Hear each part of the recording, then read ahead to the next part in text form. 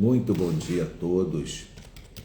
Hoje é dia 1º de junho de 2026 e estamos juntos, continuando a nossa missão, a nossa rotina, iniciando um dia, iniciando uma semana e iniciando um mês juntos. 1º de junho de 2026, sejam todos bem-vindos.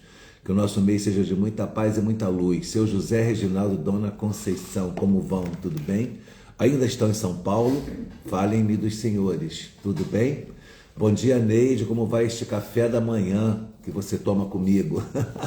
Poderia ser café da manhã, desde conversa fraterna no café da manhã, não é? Então vamos lá, pessoal. A nossa amiga Regina me falou na semana passada que eu troquei o capítulo 15 pelo capítulo 16 no nosso último encontro. Então hoje nós vamos ler o capítulo 15. Capítulo 15 tem como título Não Entendem. Deixa eu só trocar aqui as datas, vou botar 01 do 06 e vamos fazer a nossa reflexão. Capítulo 15 do livro Vinha de Luz, psicografado por Francisco Cândido Xavier pelo Espírito Emmanuel, e esse capítulo tem como título Não Entendem. A mensagem evangélica está contida na primeira carta de Paulo a Timóteo, no capítulo 1, versículo 7, ele diz o seguinte: querendo ser doutores da lei e não entendendo nem o que dizem, nem o que afirmam. Querendo ser doutores da lei e não entendendo nem o que dizem e nem o que afirmam. Vamos à mensagem de Emmanuel sobre esse tema. Em todos os lugares surgem multidões que abusam da palavra. Avivam-se discussões destrutivas na esfera da ciência, da política, da filosofia, da religião. Todavia, não somente nesses setores da atividade intelectual se manifestam semelhantes desequilíbrios, aliás. Bom dia, Dani. A sociedade comum, em quase todo o mundo, é campo de batalha nesse particular, em vista da condenável influência dos que se impõem por doutores em informações descabidas.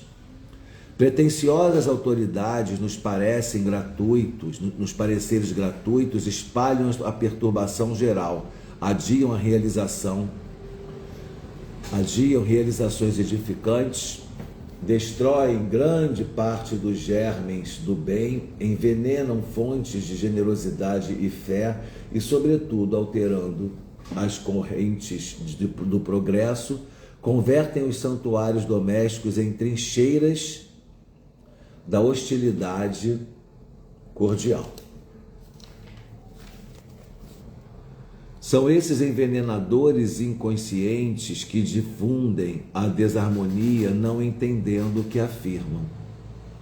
Quem diz, porém, alguma coisa está semeando algo no solo da vida.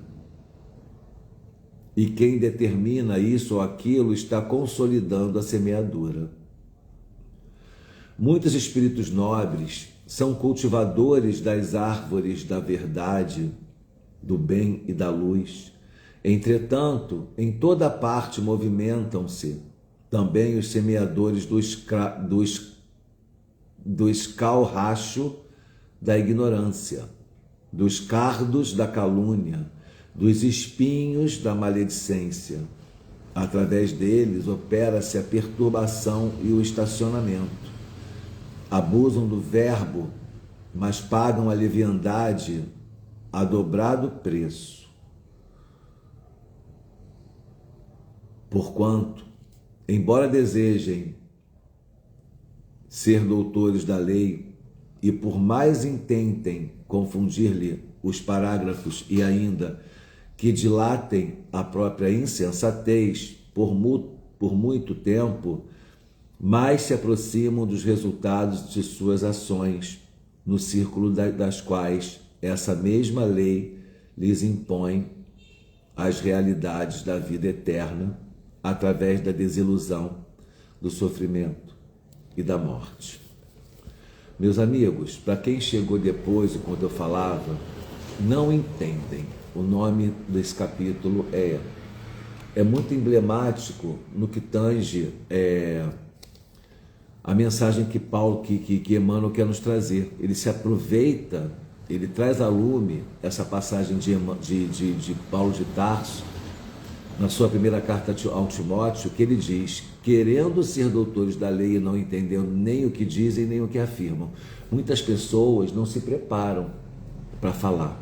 Regina, acabei de ler o capítulo 15, como você tinha me sugerido, tá? Porque eu pulei o capítulo 15, né? Então a gente está falando aqui sobre justamente a maneira como a gente vai interpretar, analisar as nossas palavras e as nossas intenções por trás das palavras. Eu estou aqui agora falando com vocês, conversando com vocês, pedi a palavra, o Pai me deu essa palavra, eu tenho a oportunidade de estar aqui conversando com vocês sobre um tema. Eu escolhi esse tema.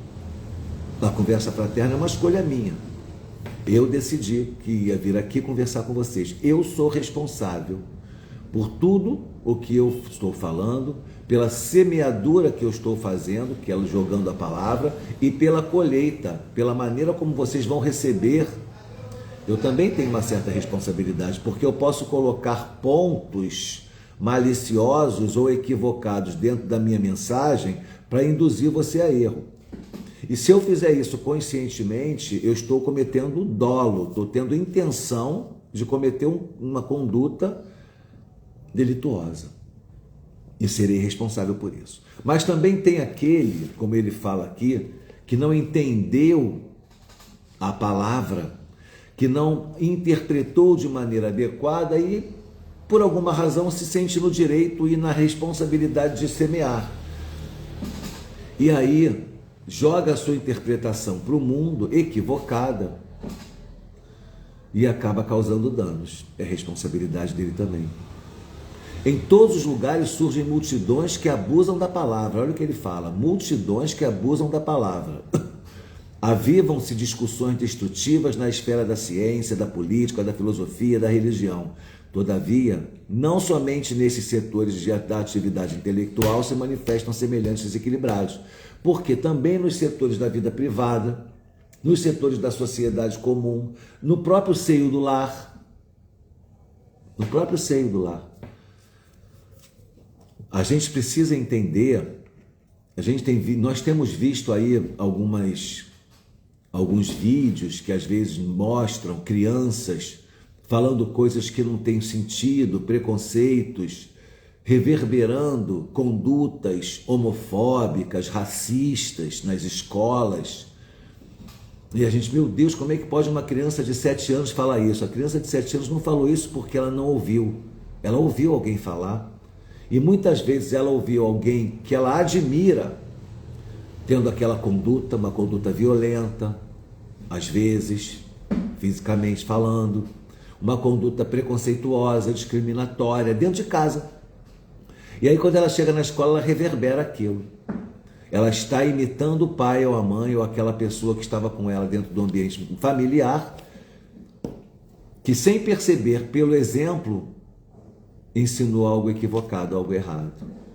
E aí a responsabilidade é de quem nesse ponto? É de quem está com a missão de orientar. Eu estava vendo um vídeo ontem, uma sátira, né? Uma ironia, mas muito, muito expressiva. O filho liga para a mãe e fala: mãe, a mãe ouvindo ela fazendo aquelas caretinhas, né? Mãe, você fica reclamando que eu trato mal as pessoas, mas quando eu pedia para você um doce, você mandava eu comer açúcar. Quando eu dizia enfim, aquelas frases que a gente já conhece de mãe, né? Então, eu fui criado com você me dando esse tipo de patada. Quando eu te pedia dinheiro, R$2, você falava que só se você tirasse de tal lugar. Lembra? Aí ela fazia cada cara estranha. Meu Deus, meu Deus, meu Deus. E aí o que significa isso? Você criou seu filho para ser uma pessoa violenta, para ser uma pessoa que vai maltratar, porque ele foi maltratado. Não houve ali uma psicologia adequada, corretiva, acadêmica até, mas eu diria nem acadêmica, que não precisa ser acadêmico para poder criar um filho, a gente sabe disso, pedagógica, adequada, para você poder orientar. Então ele está agora reverberando aquilo que ele viveu. Nós somos também fruto do meio que a gente vive. Então é importante a gente entender, olha só o que ele diz aqui, a sociedade comum em quase todo o mundo é campo de batalha, nesse particular, em vista da condenável influência dos que se impõem por doutores em informações descabidas. Pretensiosas autoridades nos pareceres gratuitos espalham a perturbação geral, adiam realizações edificantes, destroem grande parte dos germes do bem. Essas são palavras de Emmanuel. Envenenam fontes de generosidade e fé e, sobretudo, alterando as correntes do progresso. Convertem os santuários domésticos em trincheiras da hostilidade cordial. Hostilidade cordial, olha isso. Como é que eu posso entender o que é hostilidade cordial? É eu maquiando a minha violência verbal, eu revisto ela de um verniz, para que você não fique impactado com o palavrão, mas eu estou falando aquele palavrão nas entrelinhas. Isso é uma hostilidade cordial. Será que eu estou fazendo isso? Será que eu estou vivendo dessa maneira? É bom a gente refletir sobre isso, para a gente poder modificar a nossa palavra e assumir a responsabilidade que nós temos diante da vida, gente. A gente quer tanto a paz, mas a gente não promove a paz, muitas vezes, a gente promove a guerra. A guerra dentro de casa. Você quer um exemplo sutil de promoção da guerra? Uma pessoa no trânsito, você está dirigindo, a pessoa ultrapassa o sinal lá, faz alguma coisa errada e quase que te ataca, e você fica ensandecido. Você vê pessoas perseguindo, verdadeiras perseguições no trânsito por causa de uma atitude equivocada de um. Nós temos visto pessoas não se entendendo nas redes sociais, porque ficam falando agora por mensagem, e a mensagem, a letra é fria, a letra não expressa sentimentos e emoções. É raro, quando só for um poema. Se você não vai escrever em forma de poema, em forma de paródia para uma pessoa, você vai escrever literalmente, então você tem que tomar cuidado. A gente tem que ter a sensibilidade de perceber, de se preocupar com como o outro vai receber a nossa mensagem. E isso é promover a paz, e a gente não promove. Eu também estou falando por mim. Estou falando por mim. Porque a gente, às vezes, a correria do dia a dia faz a gente não pensar. E aí a gente acaba agindo de uma maneira mais violenta quando não deveria. Então, a mensagem de hoje, meus amigos, de Emmanuel, tenha responsabilidade com as suas palavras, busque o aprimoramento, o conhecimento para você poder pregar a palavra se você quer falar em público. Tenha responsabilidade com o que você vai falar. Observe se aquilo que você vai dizer nas entrelinhas não pode causar uma interpretação equivocada para as outras pessoas. Busque apaziguar os ânimos, os seus e também das pessoas que estão à sua volta. Muitos espíritos nobres são cultivadores das árvores da verdade, do bem e da luz. Entretanto, em toda parte movimentam-se também os semeadores dos caurachos da ignorância, dos cardos da calúnia, dos espinhos da maledicência. Através deles, opera-se a perturbação e o estacionamento. Abusam do verbo, mas pagam a leviandade a dobrado preço. Porquanto, embora desejem ser doutores da lei, e por mais intentem confundir-lhe os parágrafos e ainda que dilatem a própria insensatez por muito tempo, mais se aproximam dos resultados das suas ações, no círculo das quais essa mesma lei lhes impõe as realidades da vida eterna, através da desilusão, do sofrimento e da morte. Tudo tem consequência. As coisas boas e as ruins. As nossas atitudes é que vão definir se seremos felizes ou não. E aí a gente bota na conta do destino. Eu não sou feliz porque eu estou pagando um peso, um equívoco terrível do passado de outras vidas. Em outras vidas eu matei, em outras vidas eu me suicidei, outras vidas eu roubei. Meu bem, Todos nós em outras vidas fizemos provavelmente tudo isso. Não o suicídio, nem todos, mas dilapidar patrimônio alheio, cometer homicídio, incitar a guerra, todos nós, porque somos espíritos ainda em processo de evolução. Então não é desculpa. O sofrimento de hoje, a dor de hoje, a desilusão de hoje, não pode ser justificada pelos meus erros de vidas passadas, de existências passadas. Muitas vezes o que eu sofro aqui, eu plantei aqui e já estou colhendo aqui mesmo, com as minhas atitudes, com as minhas condutas equivocadas. E aí a gente precisa tomar rédea da nossa vida, a responsabilidade sobre nossos atos, porque é só dessa maneira que eu vou me transformar numa pessoa melhor, que eu não vou cometer os mesmos erros e ficar nos mesmos padrões. Por que a gente se mantém nos padrões? Porque a gente não muda, a gente não aprende com os erros, com as falhas, com os equívocos, a gente bota a culpa no outro. Se o relacionamento acabou, a culpa foi do fulano, não foi minha. Não, a culpa sempre é dos dois. E aí, se cada um assumir a responsabilidade pelos seus atos, no próximo relacionamento você vai ser uma pessoa melhor, até que você vai acertar. Eu, pelo menos, errar menos. Pelo menos aqueles erros que eu cometi naquela última relação, eu não vou cometer na próxima. Por quê? Porque eu aprendi. Agora, se eu não quiser aceitar, assumir os meus erros, os meus equívocos, sem culpa excessiva, com uma dose bem generosa de auto-perdão, porque você tem que assumir as responsabilidades pelos seus atos, mas também você tem que colocar aí uma boa dose de auto-perdão, porque senão você entra no remorso. Senão você entra na culpa e no remorso, e isso são destruidores. Não é isso. É compreender onde eu errei, perceber que eu errei por ignorância, ter benevolência comigo mesmo. Ora, você fez isso por ignorância, mas agora você aprendeu. Então eu vou te perdoar. Eu me perdoo por ter errado e buscarei não errar novamente.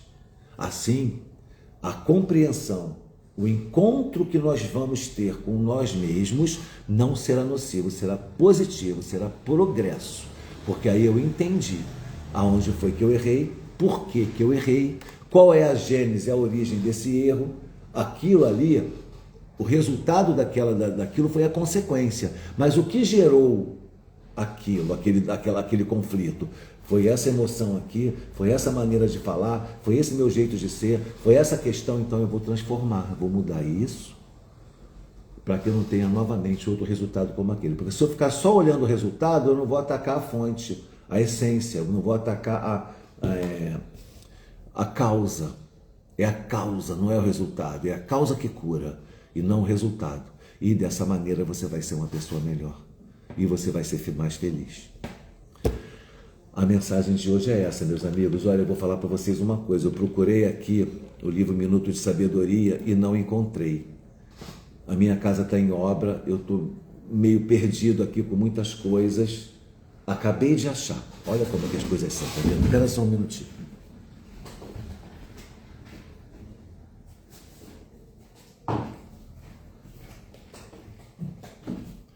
Acabei de achar 2 minutos de sabedoria. Então, vamos à leitura para encerramento da nossa conversa.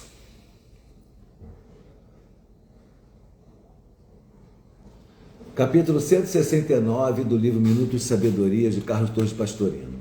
O amor é uma doação e não uma exigência.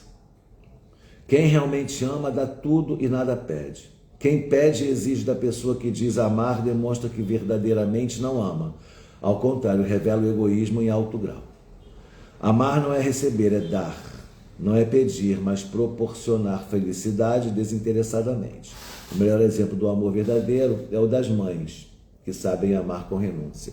Então você percebe que esse amor aqui que Pastorino está nos propondo, não é o amor eros, não é o amor homem-mulher, não é o amor sexual, né? Não é o amor romântico, é o amor universal. Porque a gente também tem que ter cuidado com as palavras, e eu tenho que dizer a você, não permita violência, Não se submeta à violência psicológica, à violência física. Não espere que o seu parceiro, se ele te agride, ele te mate para você acabar o relacionamento. Não é isso. Amar também é receber, querer ser reciprocamente atendido pelo ser amado é saudável, é justo.